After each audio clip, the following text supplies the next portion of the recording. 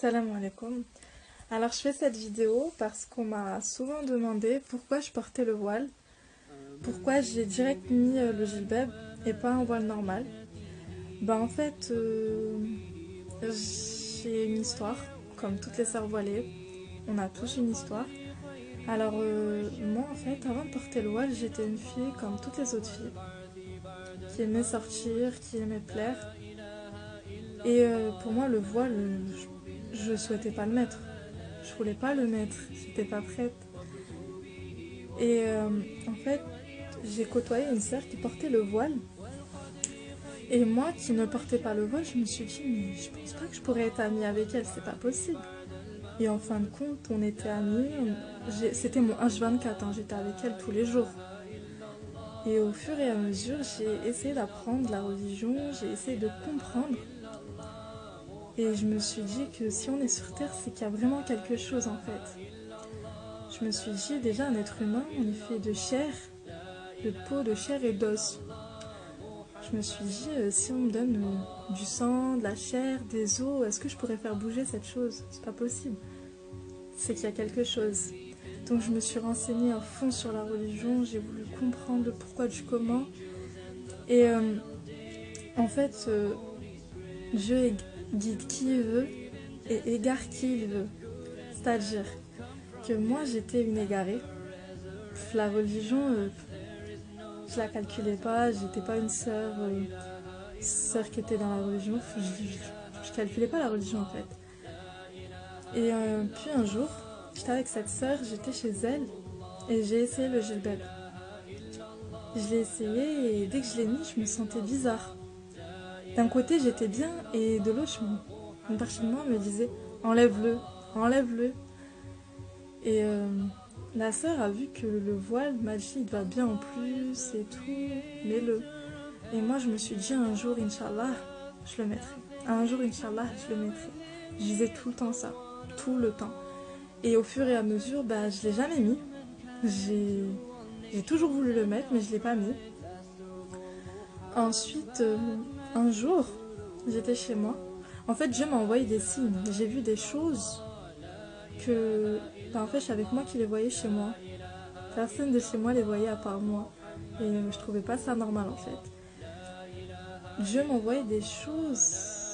Subhanallah, dès que je repense, je suis encore choquée. Une fois, j'étais dans ma chambre. Et ma mère rentre dans ma chambre. Elle rangeait quelque chose dans ma chambre, je ne sais plus. Et elle se dirigeait vers le balcon. Je lui ai dit, maman, ferme pas le balcon. Il y avait mon frère dans le balcon. Je lui ai dit, ferme pas. Mon frère, il sort sa tête et il me dit, tu parles à qui? Je lui ai dit, je parle à maman. Il me dit, mais t'es folle, maman, elle est pas là. Je lui ai dit... Moi, dans ma tête, je pensais qu'il rigolait, qu'il se foutait de moi, comme d'habitude.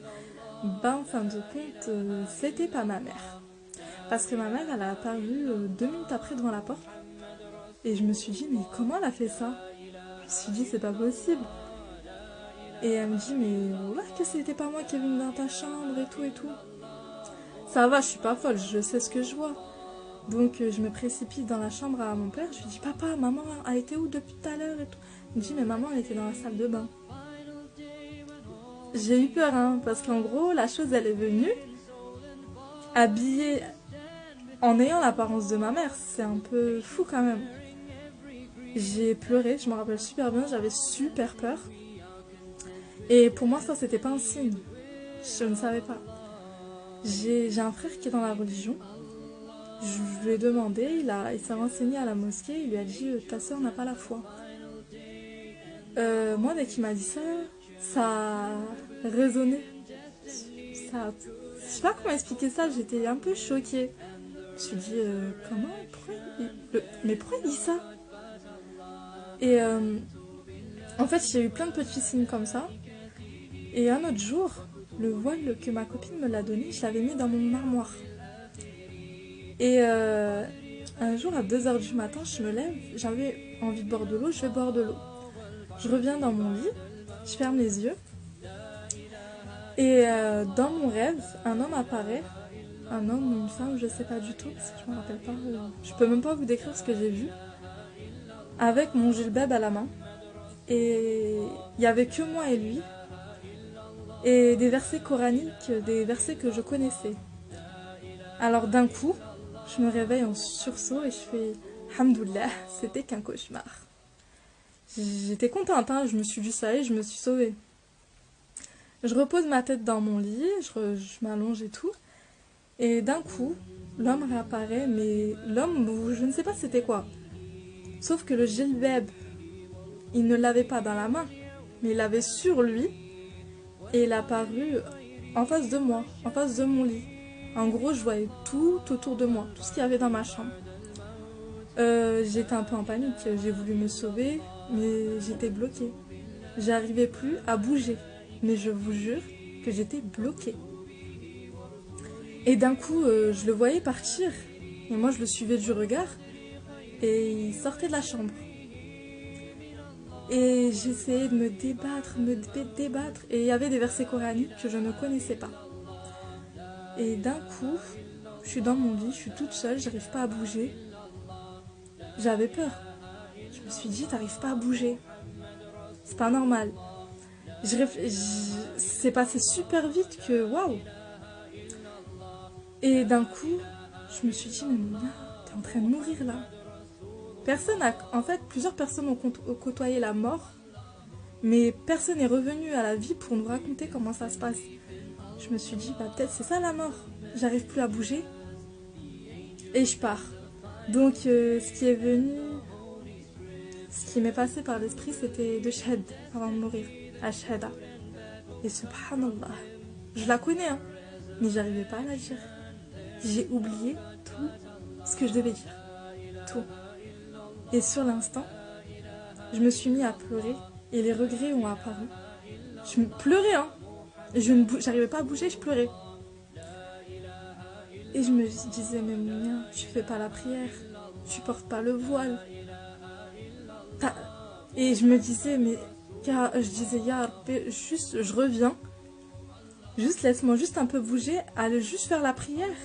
Et après, si tu veux que je meure, je meurs. J'ai pleuré. Et à l'instant où j'ai eu les regrets, parce qu'en fait, dès qu'on meurt, on pense plus à sa famille, c'est chacun pour soi. Et cet instant-là, je l'oublierai pas. J'étais en train de pleurer. Je me suis dit, mais même ton père, ta mère ne pourront pas t'aider. Hein. Tu vas mourir. Dieu t'a créé. Et là, je repars vers lui. Je lui appartiens. Mais ça y est, tu vas mourir. Et quand j'ai pleuré, j'ai eu ces regrets, d'un coup, j'ai réussi à rebouger. J'ai sauté, je sais même pas comment j'ai fait, j'ai sauté, mais d'un saut. Et j'ai pleuré toutes les larmes de mon corps. Hein. À 2h du matin, j'ai réveillé tout le monde chez moi. J'ai fait un scandale, j'ai flippé. Et ensuite, je me suis dit, c'est un signe. Dieu guide qui il veut et égare qui il veut. Et franchement, des signes comme ça, franchement, c'est choquant. Même moi, encore à l'heure d'aujourd'hui, je suis encore choquée de ce qui m'est arrivé. Et alhamdoulilah, là, je porte le voile. Je suis pas une sœur qui est parfaite, mais j'essaye de faire de mon mieux. Et je souhaite à toutes mes sœurs, Inch'Allah, de mettre le voile. Parce que franchement, on ne sait pas quand on va mourir. Moi, personnellement, à cet instant, je pensais que j'allais mourir. Et alhamdoulilah, je suis encore en vie. Maintenant, j'ai mis le voile. J'essaye d'être au mieux dans la religion. Mais je suis pas parfaite. Mais j'essaye. J'espère que cette vidéo pourra aider quelques sœurs à mettre le voile. Enfin, je le souhaite, Inch'Allah. Et puis voilà. Je fais de gros bisous. Salam alaikum.